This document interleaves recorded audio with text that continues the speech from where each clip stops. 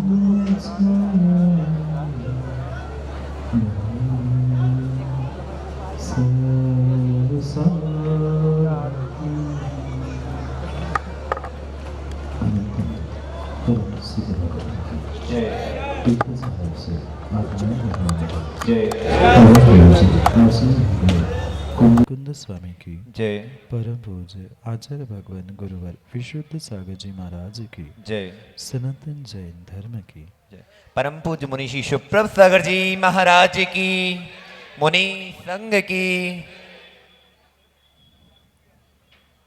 वह सुंदर नगर जहाँ प्रत्येक प्रकार की समृद्धता थी, ऐसे उस सुंदर नाजगृही नगर में राजा सुमित्र, जो कि धर्मपरायण और न्याय निपुण था, उसके राज्य में कोई प्रजा किसी प्रकार से त्रसित थी ही नहीं। प्रजा का प्रत्येक जीव बहुत आनंद और खुशी से जीवन यापन करता था, क्योंकि जिस वंश में वह राजा सुमित्र जन्मा था वह हरिवंश था, जहाँ साक्षात शांतिनाथ, कुंथुनाथ और अरहनाथ जैसे तीन तीन पदों के धारण करने वाले वह तीर्थंकर जन्मे थे।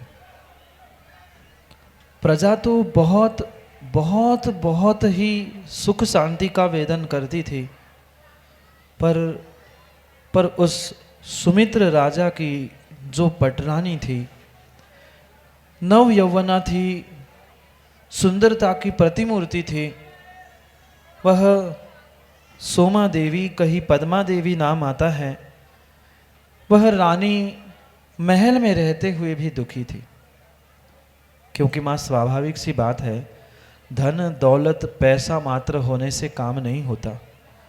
इच्छित वस्तु की प्राप्ति नहीं है तो व्यक्ति राजीव भाई दुखी अवश्य ही होता है।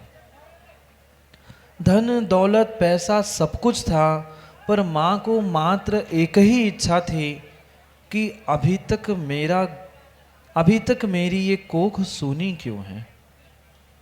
क्योंकि माँ ध्यान रखना, विवाह हो लेना, किसी पर घर में जाना, ये माँ बनने के लिए पर्याप्त नहीं है।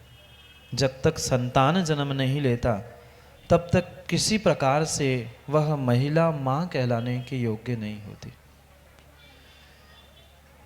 वो सोच रही थी क्या कमी है मुझ में, सब कुछ पुरुषार्थ किया पर फिर भी मैं माँ क्यों नहीं बन रही।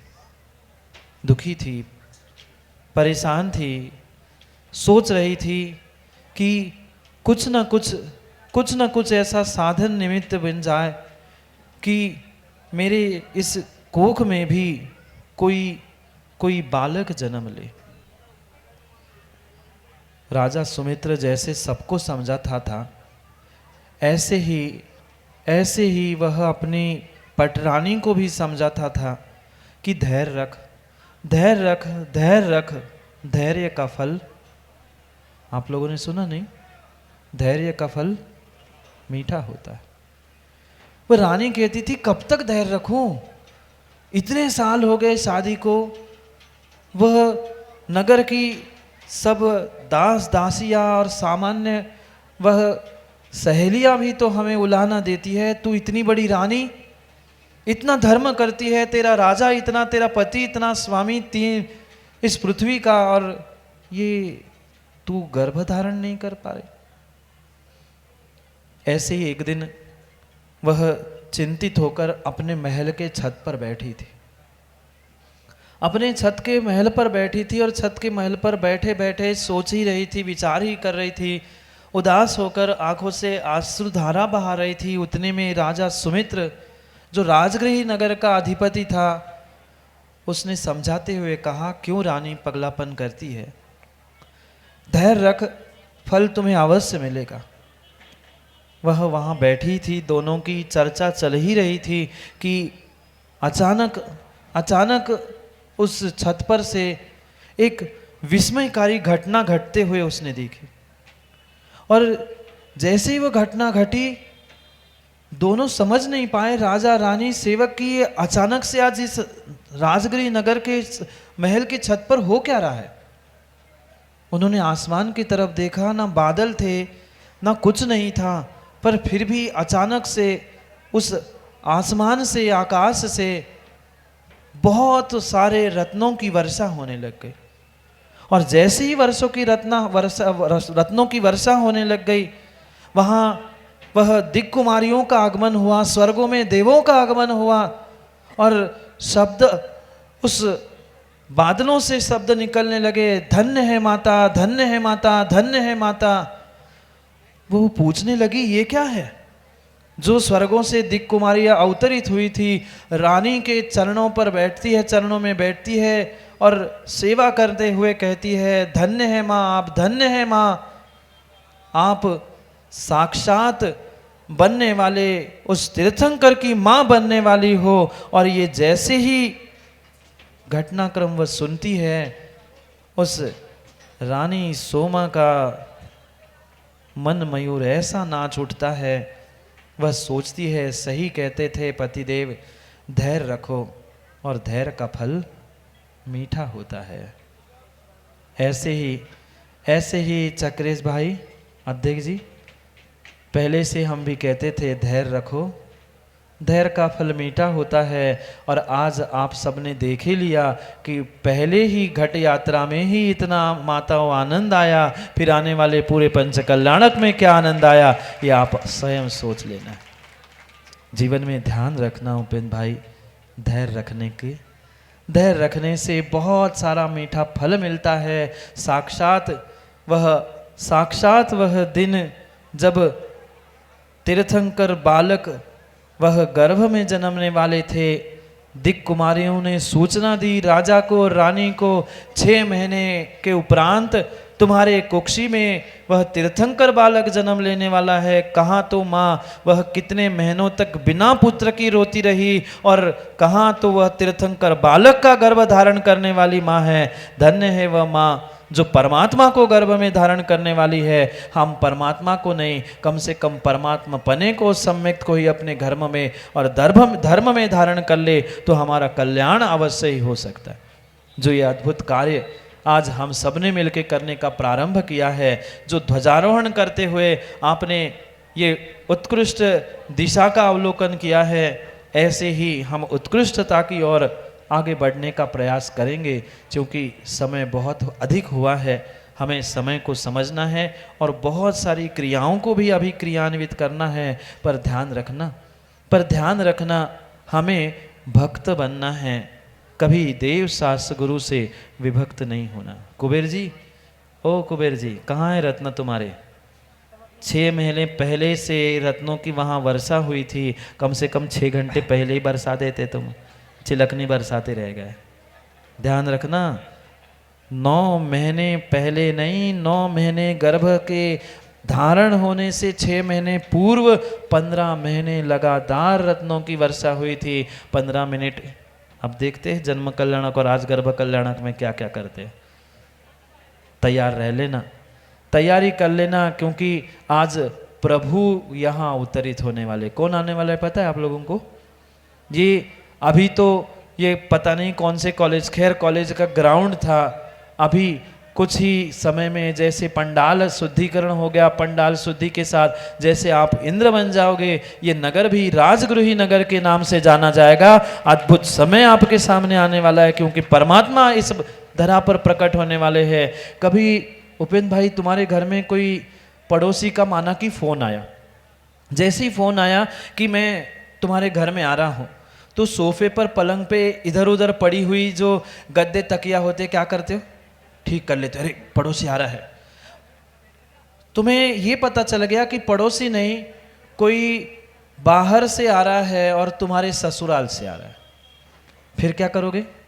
मात्र तकिया और सोफा नहीं, जो पलंग, बेडशीट या टेबल क्लॉथ जो बिछा है उसको भी नहीं व्यवस्थित कर लेते हो। सोचना, एक पड़ोसी आ रहा था, तकिया ठीक कर ली, जो रिश्तेदार कोई बाहर से आ रहा था और वो भी ससुराल से कोई आ रहा था, तो राजीव भाई पलंग व्यवस्थित, वो गालीचा सब कुछ व्यवस्थित कर लिया। उतने में ही पता चल गया कि कोई जो आप जिसको पसंद करते हैं ऐसा कोई सुपरस्टार है, या राजीव जी मोदी जी आ गए, मोदी जी आ रहे हैं, तो क्या करोगे उपेंद्र भाई? सोचेगा भाई घर क्या जितना इंटीरियर है पूरा बदल दो, जितना इंटीरियर हो सके बदल लो, लग जाए 50 लाख। मोदी मेरे घर में, सुपरस्टार कोई सचिन तेंदुलकर कोई ऐसा बहुत बड़ा आदमी आता है तो पूरा इंटीरियर बदल लो, फर्नीचर बदल दो, ये ऑर्डर कर दो, वो ऑर्डर कर दो, ये बिछा दो। फिर जब एक सुपरस्टार और एक नेता अभिनेता जब तुम्हारे घर में पहुंचता है तो माता इतनी तैयारी होती है, तो 3 लोग के नेता परमात्मा तुम्हारे नगर में पधारने वाले हैं। कितनी साफ सफाई और कितनी तैयारी तुम लोगों को करनी है, विचार करके निर्णय करके दोपहर में आना। आओगे नहीं ना? घर में तैयारी करनी, नहीं आओगे ना? जिनको बाबू सबसे कह देना कि दुकानदारी बहुत हो गई, अब 3 लोग के नाथ यहाँ पर अवतरित होने वाले हैं। कम से कम 5-6 दिन पापों की दुकान बंद करके यहाँ आ जाओ, नहीं तो हम तो सीधी ठेठ कहते हैं, बुरी लग जाए। कह दूँ क्या?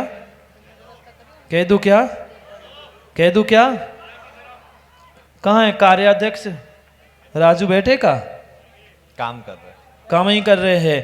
तुमने तो कहा है बाबू तो बैठे राजू, भोजन की व्यवस्था करिए ना सबकी, और भोजन चूल पाउने से न्योता नहीं दो का? पई पाउने चूल से अब फिर से एक बार चाहे तो न्योता दे आओ और कहना भैया 5-6 दिन दुकान बंद रखियो, अगर बंद नहीं रखो तो फिर इतने से एक कटोरा भेजा जाए।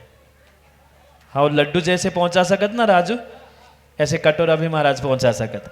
इसलिए 5-6 दिन सोचो परमात्मा तुम्हारे नगर में अवतरित हो रहे हैं। ये नगरी गुरसराय नहीं, अब से राजगृही नगरी से जानी जाएगी। इसलिए पापों की दुकान बंद कर लेना। कहाँ है नमन? नहीं तो खोल के बैठ जाओ दुकान। सोच ही लेना, तुम्हारे चाचा भी बैठे, तुम बैठे और तुम दुकान में मिले ना 5 दिन, सो फिर चांदी का कटोरा नहीं तो खुश हो जाओ कि चलो चांदी का कटोरा आ जाए। प्लास्टिक का 10 रुपए का कटोरा ले आए और फिर रसीद और कटवानी पड़ी, ध्यान रखना। सो शांति से सब इतना ही मिलियो।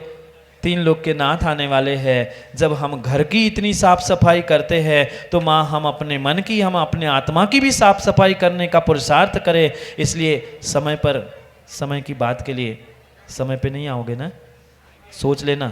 जितनों ने आज खोल के रखी है ना, चक्रवर्ती जी, चक्रवर्ती बने ना, जितने जितने जितने दुकान खोल के बैठे, चाहे तुम्हें स्टैंड की दुकान होए, सो कौन है तो महाराज 5 से 1000 समोसा को खाए।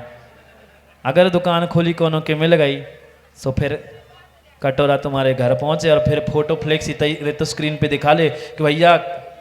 नहीं तो बहुत सारे लोग पूछ रहे थे, शेखर डैडी पूछ रहे, महाराज जी आपको हमारी खबर कैसे लगती?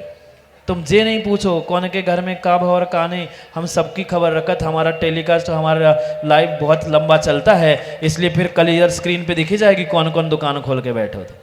इसलिए समय का ध्यान रखते हुए 5 दिन मिले हैं, आज का दिन तो हमारे हाथ से चला ही गया। ऐसी माँ भक्ति, ऐसी भक्ति करना, ऐसी भक्ति करना कि वह आने वाले परमात्मा भी सोचे कि पंचम काल में भी शायद ऐसी भक्ति हुआ करती है। ऐसा अद्भुत 24 का जो आयोजन और पंचकल्याण का आपने आयोजन किया है, जब पहले ही घट यात्रा में इतना माताओं आनंद नहीं आया ना, बोलो ना किनको नहीं आया? आया। वह कर्नाटक से वे नाचते हुए वे चिंडे आपके उस आनंद को द्विगुणित नहीं 100 गुणित करने के लिए पहुंचे हैं, और हम अपने घर से नहीं निकल पाए तो क्या करें। इसलिए निर्णय करके आनंद को और भी वृद्धिंगत करने के लिए सब मिलकर पुनः समय पर, समय की बात के लिए समय पे मिलते हैं। अभी तो ये मात्र ट्रेलर था, अभी तो ट्रेलर था। कहाँ है बब्बा? ओ सुमित्र राजा बैठे। अरे ऐसे थोड़ी अच्छा लगते सुमित्र राजा, राजा हो, राजा जैसे बन के रहो। क्यों अच्छा लगा था सुमित्र राजा? फिर सोच लेना, अभी तो ये ट्रेलर भी नहीं हुआ था। आजकल ट्रूजर चल रहा है ना, टीजर चलता है छोटा सा 2 सेकंड का, 10 सेकंड का, ऐसे ही अभी तो ये टीजर था। अभी तो पूरी ट्रेलर और पूरी पिक्चर बाकी है। समय पर समय की पिक्चर और मुनि सूरतनाथ भगवान के चरित्र के साथ वह राम के चरित्र को भी समझने का प्रयास करते हैं, क्योंकि समय पर समय की बात के लिए समय पे मिलते हैं, क्योंकि समय पे किया गया काम समय को दिलाता है। बोली भगवान महावीर स्वामी की जय।